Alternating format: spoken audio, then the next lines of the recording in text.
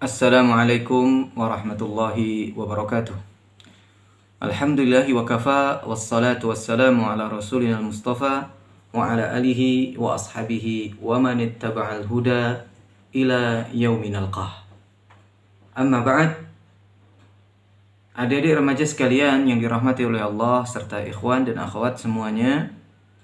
Alhamdulillah pada hari ini kita berada di hari yang ke-24 dari bulan Ramadan yang mulia ini. Tidak terasa kita sudah hampir meninggalkan bulan Ramadan. Kurang lebih 6 hari lagi ya, atau 5 hari lagi tergantung nanti Ramadannya berapa hari. Maka sebuah kesyukuran yang wajib kita panjatkan kepada Allah atas nikmatnya yang luar biasa ini, yang mana tidak mungkin seseorang tanpa nikmat dari Allah sehingga dia mampu untuk bisa bertemu dengan bulan Ramadan sampai hari yang ke-24 ini. Di antara saudara kita ada yang sakit terbaring, dia bertemu dengan bulan Ramadan, tetapi karena sakitnya banyak terhalang dari kebaikan-kebaikan yang harusnya dia lakukan di bulan Ramadan ini. Sementara kita sehat. Sementara kita diberikan kekuatan oleh Allah untuk bisa melakukan kebaikan itu, khususnya kita berpuasa di bulan ini. Sekali lagi, itu adalah nikmat Allah yang luar biasa yang perlu kita syukuri, sehingga dengan kesyukuran kita ini dijadikan oleh Allah sebagai wasilah amal kebaikan kita diterima oleh Allah, sebagai sebuah wasilah apa yang kita lakukan di bulan Ramadan ini semuanya menjadi timbangan kebaikan kita ketika kita sudah berada di akhirat nanti. Baiklah adik-adik sekalian serta ikhwan dan akhwat yang dimuliakan oleh Allah, pada pertemuan kita kali ini akan membahas ataupun membawakan kisah dari salah seorang sahabat yang kita semuanya sudah kenal. Dan saya yakin adik-adik semuanya serta ikhwan dan akhwat yang dirahmati oleh Allah, ketika disebut nama sahabat yang akan kita ceritakan ini, semuanya sudah mendengar nama tersebut. Siapakah beliau? Beliau adalah sahabat yang mulia yang bernama Abdullah bin Mas'ud. Ya, tidak asing. Karena kalau kita membaca hadis, kalau tidak Abu Hurairah, nanti akan muncul Ibnu Mas'ud. Ya, kita sering mendengar an Abi Hurairah radhiyallahu anhu. Kita juga sering mendengar an Abdullah bin Mas'ud radhiyallahu anhu. Ya. Beliau termasuk orang yang banyak meriwayatkan hadis, sehingga tidak asing di telinga kita apabila ada hadis kemudian di situ disebutkan an Abdullah bin Mas'ud, dari Abdullah bin Mas'ud radhiyallahu anhu. Mengapa beliau termasuk orang yang banyak meriwayatkan hadis selain Abu Hurairah? Nah, itulah rahasia yang akan kita ungkap nanti. Dari apa yang akan kita sampaikan dari kisah beliau nanti, kita tahu rahasianya apa. Ya, baiklah adik-adik sekalian serta ikhwan dan akhwat, kita mulai kisah Abdullah bin Mas'ud ya. Yang dalam kisahnya beliau adalah termasuk orang yang awal-awal masuk Islam. Dan beliau juga termasuk orang yang juga banyak menerima gangguan dari orang-orang kafir Quraisy di masa-masa Islam didakwahkan oleh Rasul SAW di awal periodenya. Nah, maka dari itu, bagaimanakah perjuangan Ibnu Mas'ud ini sehingga menjadi seorang sahabat yang mulia yang tadi kita sampaikan termasuk orang yang banyak meriwayatkan hadis. Beliau termasuk ke dalam golongan Al-Muhajirin, yaitu para sahabat Nabi SAW yang berhijrah dari Makkah ke Madinah. Kalau di sana ada golongan Ansor, adalah orang-orang yang berada di Madinah, penduduk Madinah yang mau menolong ataupun mau membantu dakwah Nabi, hijrahnya Nabi SAW. Mereka lah yang memberikan suaka, membantu semua kebutuhan, memberikan tempat, kemudian sampai terjadi persaudaraan antara kaum Muhajirin dan Ansor yang memang oleh Rasul SAW dipersaudarakan antara mereka. Beliau termasuk dari kaum Muhajirin. Ya. Ibnu Mas'ud ya selain orang yang pertama menjadi sahabat Nabi ataupun orang-orang yang pertama masuk Islam, beliau adalah orang yang diriwayatkan belum memiliki postur tubuh yang pendek, kurus, ya, tak seperti orang-orang Arab pada umumnya, dan juga diriwayatkan beliau bertubuh ringan. Namun jangan salah adik-adik sekalian, tubuh ringan beliau ini di sisi Allah ya timbangannya sangat berat, nilainya sangat berat sekali. Hal ini sebagaimana diriwayatkan oleh Abdullah bin Mas'ud sendiri, beliau menyampaikan hal itu.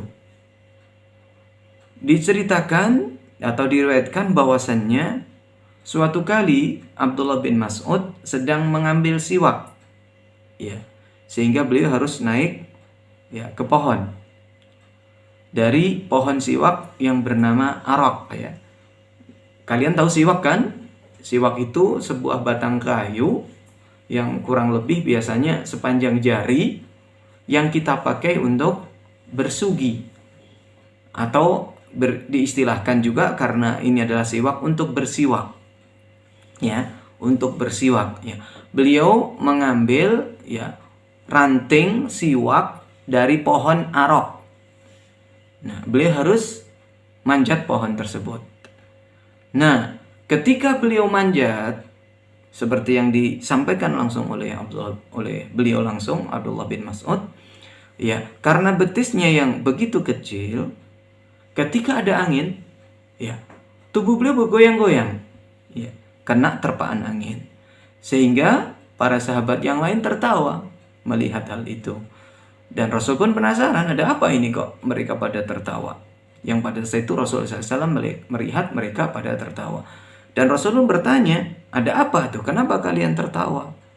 Nah, mereka pun menjawab, wahai Nabi Allah, karena mohon maaf kedua betisnya yang amat kurus, yang amat kecil, sehingga ketika ada angin tertempa angin itu, ya, tertiup angin gitu, ya, bergoyang. Maka Nabi SAW ketika mendengar hal ini beliau menjelaskan, demi zat yang jiwaku di tangannya, ya, walladhi nafsi biyadihi, ya, demi zat yang jiwaku berada di tangannya, sesungguhnya kedua betis itu lebih berat timbangannya di sisi Allah daripada gunung Uhud. Masya Allah, ya. Ini adalah keistimewaan yang dimiliki oleh Abdullah bin Mas'ud. Walaupun posturnya kecil, tetapi beliau memiliki kedudukan yang amat tinggi di sisi Allah. Begitu juga kedudukannya amat tinggi di sisi Rasul SAW, sebagaimana yang akan kita kisahkan nanti. Dan tadi menurut riwayat, ya, riwayat Ahmad dan At-Tabrani, ya, ini secara sanadnya, beliau, ya, timbangannya, walaupun betisnya kecil, timbangannya di sisi Allah Azza wa Jalla lebih berat daripada gunung Uhud. Masya Allah. Adik-adik sekalian yang dirahmati oleh Allah, Ibnu Mas'ud seorang yang kecil badannya, posturnya kecil, namun dalam hal ilmu keislaman, khususnya dalam Al-Quran, ya, dalam bidang Al-Quran, pengetahuan beliau mendalam, ya, dan ya, pengetahuan beliau lebih mendalam daripada para sahabat umumnya. Beliau juga menguasai ilmu-ilmu syar'i yang lain. Ya, faqih. Beliau adalah orang yang paham sekali tentang ilmu-ilmu syar'i. Di sisi beliau juga sangat mendalam, bahkan ya lebih mendalam daripada sahabat yang lain di dalam Al-Quran. Ya. Adapun kisah keislamannya, adik-adik, ada yang unik sekali.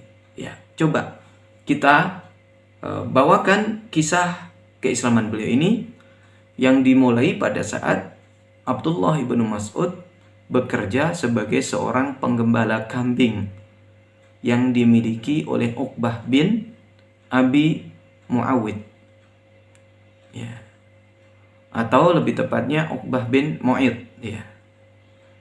Ketika masih remaja, Abdullah bin Mas'ud bekerja sebagai penggembala kambing milik Uqbah bin Mu'id.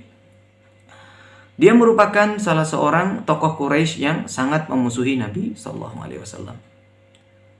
Suatu ketika, di saat Abdullah bin Mas'ud berada di padang gembala bersama kambing-kambing yang menjadi tugas dia untuk menjaganya sebagai seorang penggembala, beliau didatangi oleh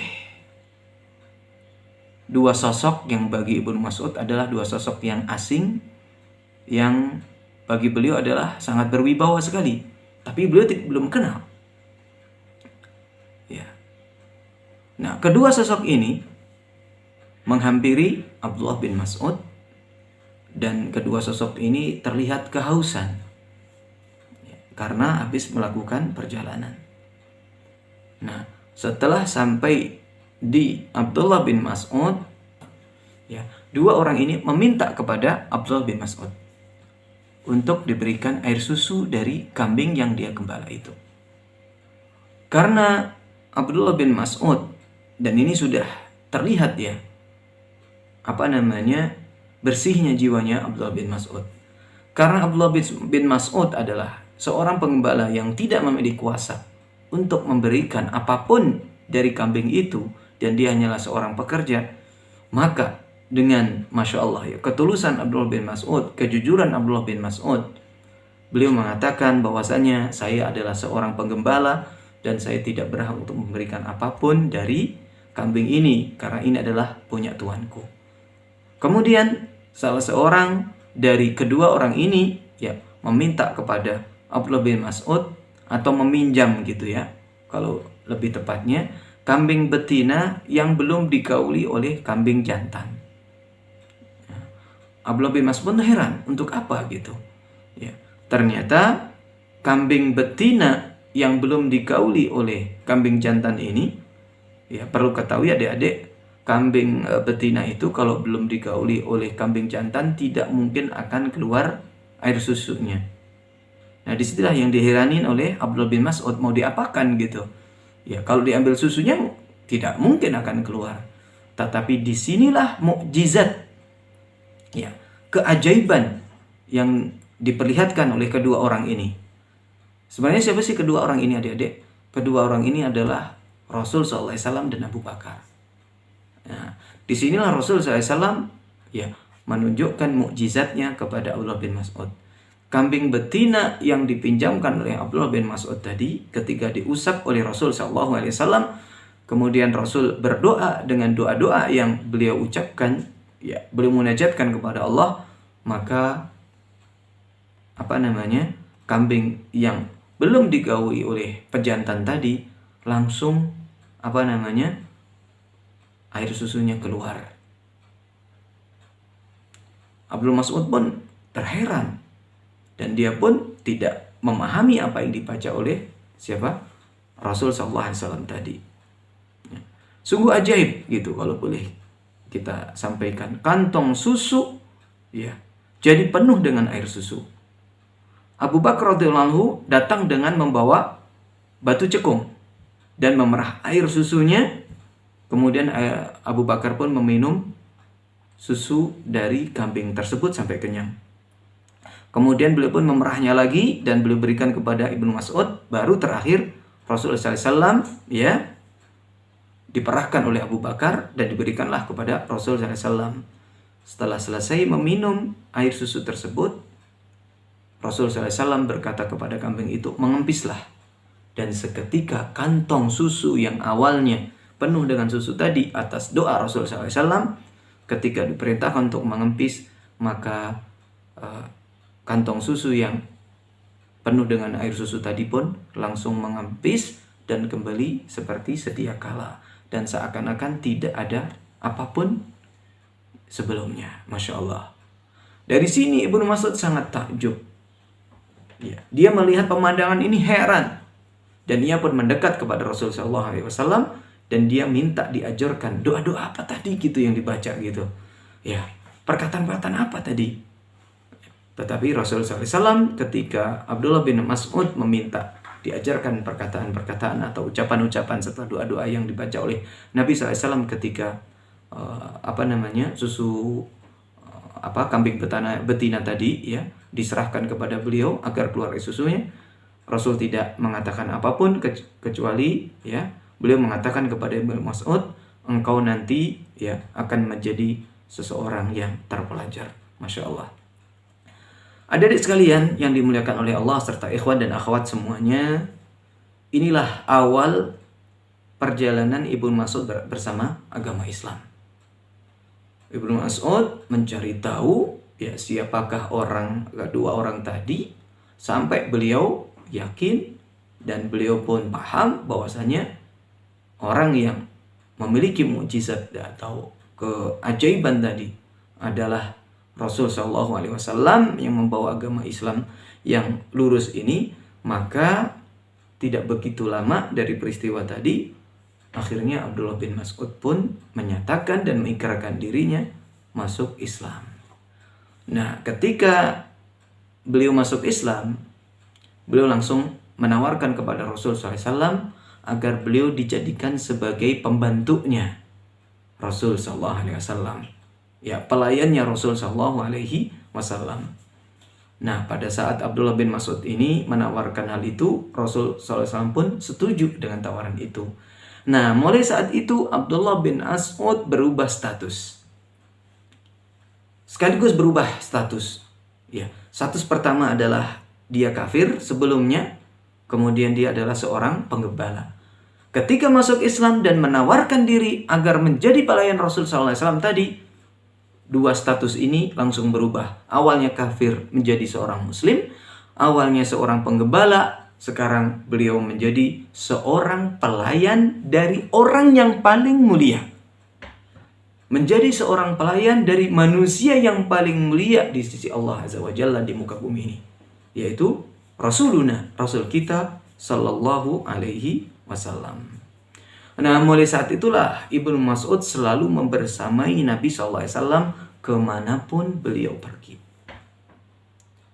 Ya, di sini disampaikan ya dari pepatah Arab itu, kalau boleh dibuat perumpamaan, saking nempelnya Ibnu Mas'ud dengan Rasul SAW itu bagaikan bayangan yang selalu mengiringi bendanya.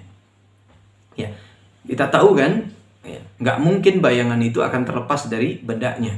Kalau kita di bawah cahaya, tentu di bawah kita, di samping kita akan ada bayangan kita. Kita kemanapun pasti bayangan itu ngikut.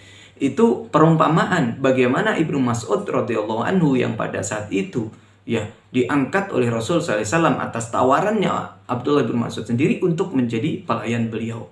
Ibnu Mas'ud selalu membersamai Nabi Muhammad SAW kemanapun beliau berada. Masya Allah. Sehingga diriwayatkan bahwasannya Ibnu Mas'ud radhiyallahu anhu ya di dalam proses pelayanan beliau kepada Nabi SAW, ya, Ibnu Mas'ud membangunkan Nabi SAW ketika tidur.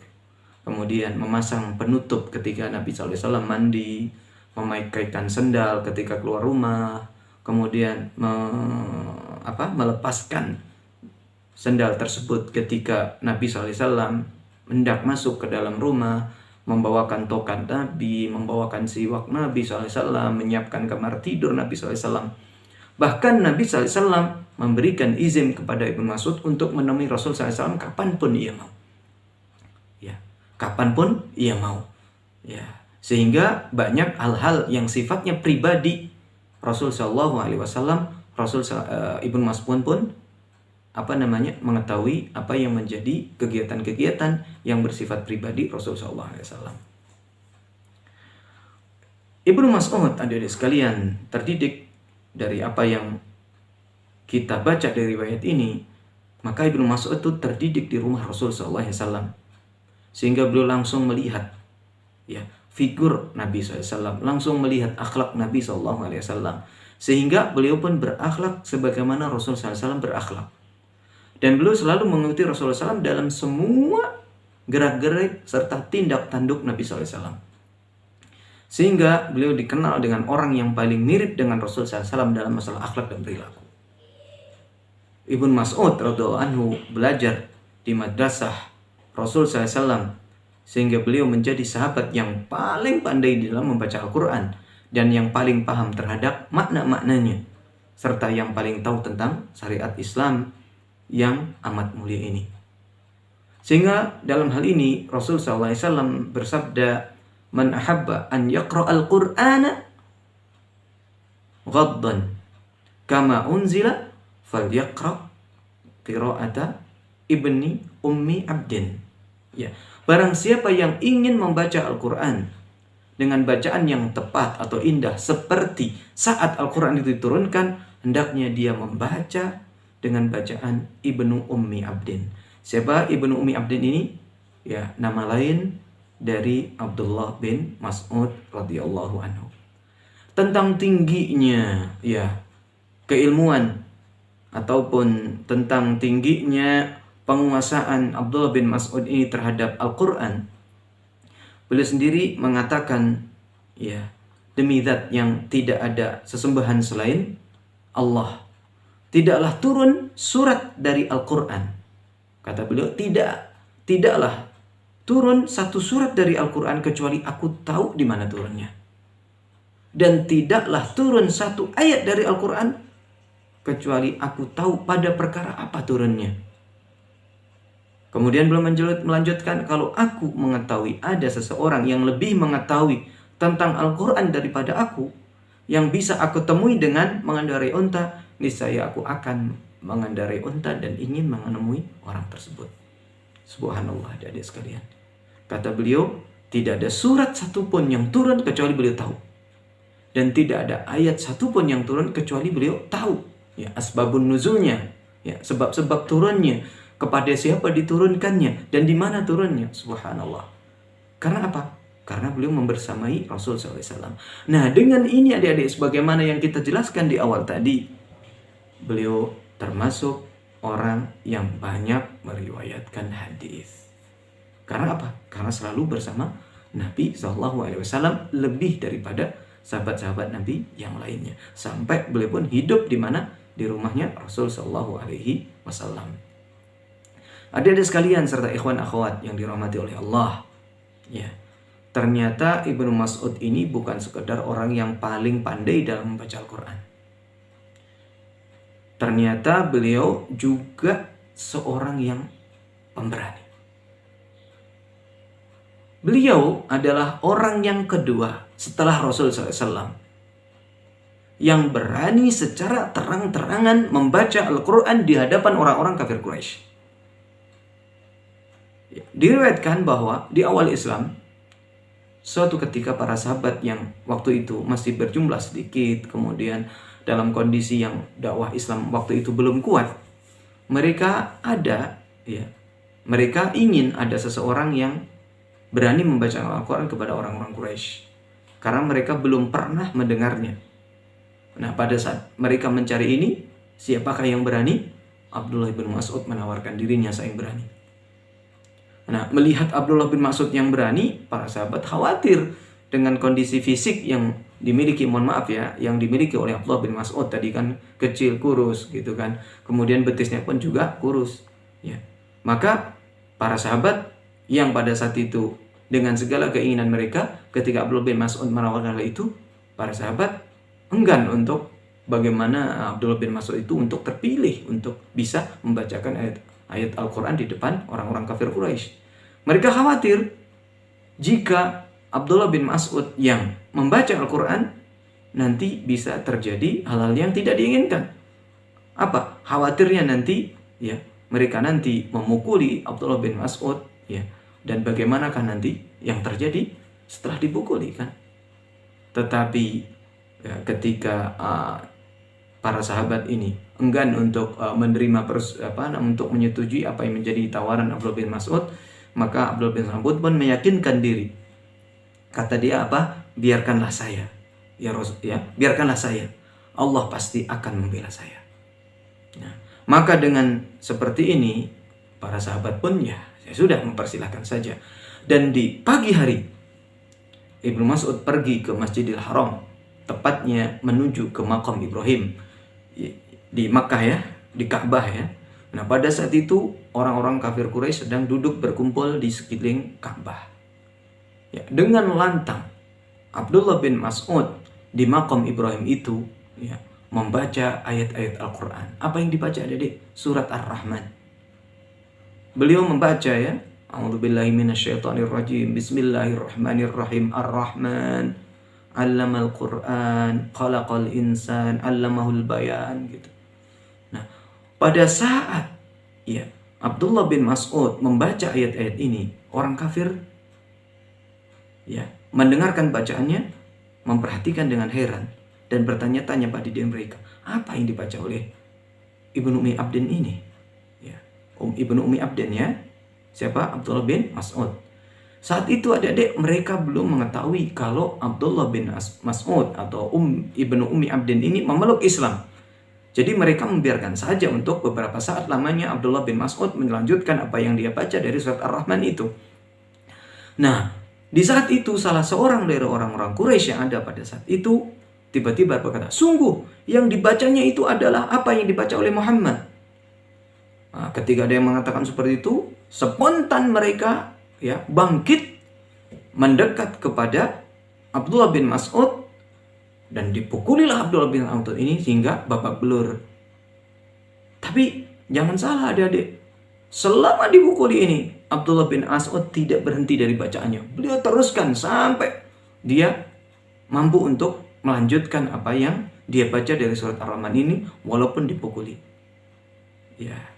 Dan ketika orang-orang Quraisy ini berhenti memukulinya, ia pun segera kembali ke tempat Nabi SAW dan para sahabatnya berkumpul.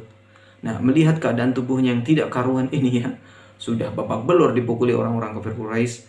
Ya, salah seorang sahabat mengatakan kepada Abdullah bin Mas'ud, inilah yang kami khawatir akan terjadi darimu, wahai Abdullah bin Mas'ud. Tetapi dengan tegar Ibnu Mas'ud menjawab, sekarang ini tidak ada lagi yang lebih mudah bagiku daripada menghadapi musuh-musuh Allah tersebut. Artinya Pak, tidak gentar.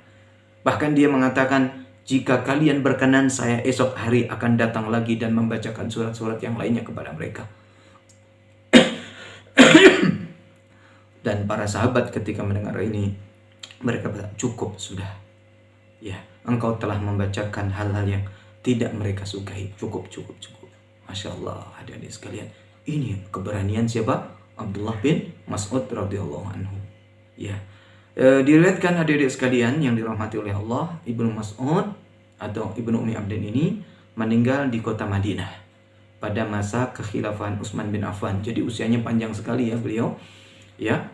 Kan setelah Rasul SAW meninggal dunia, kemudian khalifah pertama siapa? Abu Bakar, dilanjutkan Umar dan Utsman. Nah, di masa Utsman inilah ya Abdullah bin Mas'ud meninggal dunia yang pada saat itu beliau berumur 63 tahun.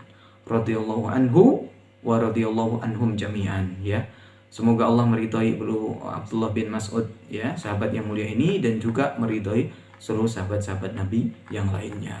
Subhanallah adik-adik, semoga bisa menginspirasi apa yang sudah kita sampaikan dari cerita Abdullah bin Mas'ud ini. Mulai bagaimana beliau tertarik kepada agama Islam, kemudian bagaimana beliau menjadi seorang pelayan Nabi SAW, dan disitulah beliau banyak mendapatkan kebaikan sehingga menjadi orang yang paling paham terhadap Al-Quran. Sekaligus beliau menjadi orang yang sangat berani demi memperjuangkan Islam, dan sampai saat ini pun tetap harum namanya, dan beliau pun termasuk orang yang banyak meriwayatkan hadis dari Nabi SAW, sehingga kita pun ya sangat mendapatkan jasa yang amat besar dari Abdullah bin Mas'ud radhiyallahu anhu ini. Ya, sekali lagi semoga apa yang kita bawakan ini dari cerita Abdullah bin Mas'ud ini kita dapat mengambil banyak pelajarannya. Kalau dari diri saya ada yang salah dalam penyampaian ini, saya mohon maaf, dan apabila ada benarnya itu adalah datangnya dari Allah Azza wa Jalla. Aqulu qouli hadza, ya saya cukupkan sampai di sini. Wa akhiru da'wana alhamdulillahil alamin. Wassalamualaikum warahmatullahi wabarakatuh.